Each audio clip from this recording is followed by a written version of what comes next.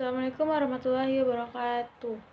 Saya Irina Lara Maharani dari kelas 12 IPA 3 akan menjelaskan mengenai korosi atau faktor-faktor yang mempengaruhi korosi dan cara pencegahannya. Nah, baiklah, sebelum kita memasuki penjelasan dari mengenai faktor-faktor yang mempengaruhi korosi dan cara pencegahannya, lebih dahulu kita harus mengetahui apa itu korosi. Nah, korosi itu adalah kerusakan atau degradasi suatu logam akibat dari reaksi redoks antara suatu logam dengan berbagai zat di lingkungannya yang menghasilkan senyawa-senyawa yang tidak dikehendaki. Korosi ini di dalam kehidupan sehari-hari kita biasanya menyebutnya dengan perkaratan. Nah, ada juga contoh-contoh dari korosi sendiri, yaitu perkaratan besi, pudarnya warna pada perak, menghijaunya warna pada tembaga, dan ada lain-lainnya. Nah, kita juga harus mengetahui proses terjadinya korosi. Proses terjadinya korosi itu ada dua. Yang pertama yaitu proses kimia, dan yang kedua yaitu proses elektrokimia. Nah, proses kimianya yaitu serangan korosi secara langsung tanpa adanya aliran listrik pada logam. Contohnya itu berkaratnya tembaga dalam udara terbuka atau berkaratnya baja dalam udara terbuka. Nah, yang kedua itu proses elektrokimia. Proses elektrokimia ini maksudnya adalah reaksi korosi yang melibatkan pelepasan elektron atau oksidasi dari logam 2Fe menjadi 2Fe2+ ditambah 2-min, dan proses penerimaan elektron atau terjadinya proses reaksi reduksi. Nah, yang selanjutnya baru kita masuk yaitu faktor-faktor yang mempengaruhi korosi. Faktor-faktor yang mempengaruhi korosi itu ada 4.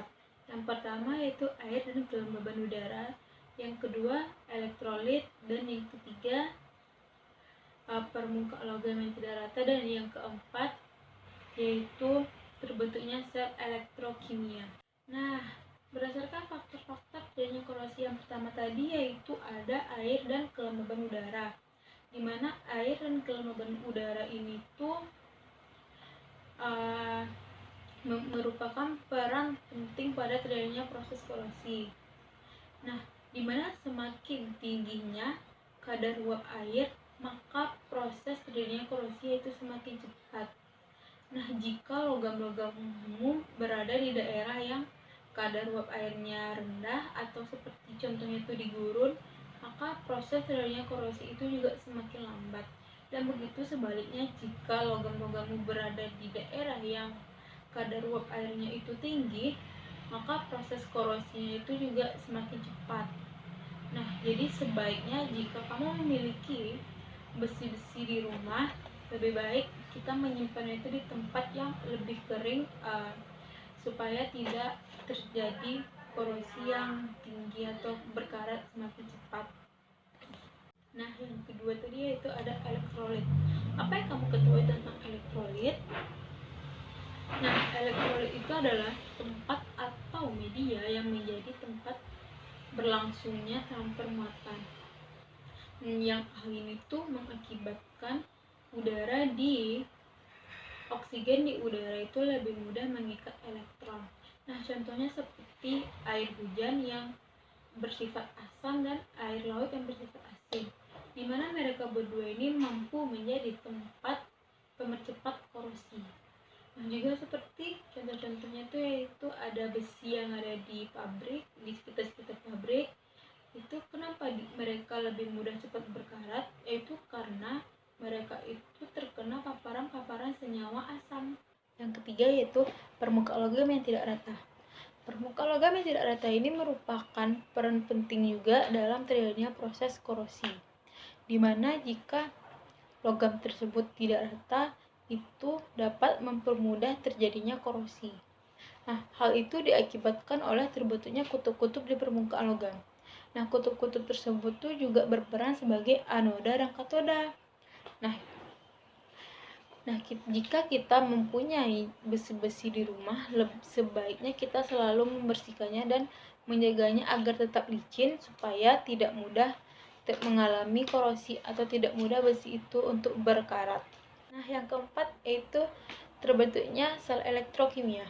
Terbentuknya sel elektrokimia ini itu dilatar belakangi oleh dua permukaan logam yang saling bersinggungan, di mana permukaan logam yang saling bersinggungan memiliki perbedaan potensial elektroda sehingga terbentuk sel elektrokimia.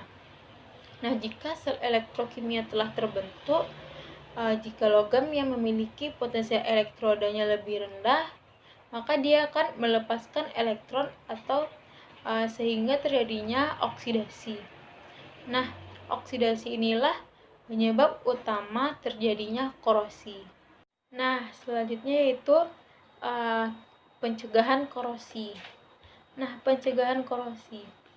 Yang pertama yaitu yaitu mengusahakan logam supaya tidak berkontak langsung dengan oksigen dan air. Nah, bagaimana caranya? Caranya yaitu dengan melapisinya dengan plastik atau galvanisasi. Nah, cara pencegahan yang keduanya yaitu dengan melakukan pengecatan. Nah, melakukan pengecatan bertujuan supaya logam tidak bersinggungan langsung dengan udara luar yang banyak mengandung oksigen dan uap air. Nah, dengan cara inilah logam tidak akan mudah mengalami korosi. Cara yang ketiga yaitu kita bisa menggunakan electroplating, yaitu melapisi permukaan logam secara elektrokimia. Contohnya itu seperti badan mobil. Nah, pernahkah kamu melihat badan mobil cepat berkarat? Tentu saja tidak. Nah, kenapa badan mobil itu tidak cepat berkarat? Karena badan mobil tersebut sudah dilapisi dengan logam lain yang disebut dengan krom. Nah, sehingga badan mobil tersebut terlihat lebih indah dan mengkilap. Selanjutnya keempat yaitu pengorbanan anoda dan perlindungan katoda. Pengorbanan anoda dan perlindungan katoda dilakukan dengan cara menyambungkan logam yang akan dilapisi dengan logam yang memiliki potensial elektroda lebih kecil.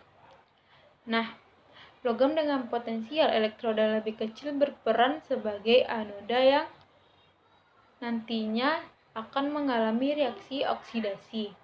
Selama logam pelapis atau anodanya masih ada, logam yang dilapisi katoda tidak akan mengalami korosi. Nah, itulah mengapa reaksi ini disebut pengorbanan anoda dan perlindungan katoda. Cara yang kelima yaitu membuat paduan dengan cara mencampurkan besi dengan logam lain yang tahan korosi seperti nikel atau krom.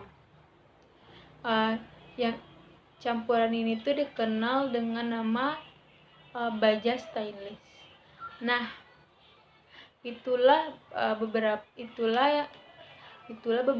penjelasan tentang korosi yang dapat saya sampaikan. Apabila kata-kata saya ada yang salah, mohon dimaafkan. Assalamualaikum warahmatullahi wabarakatuh.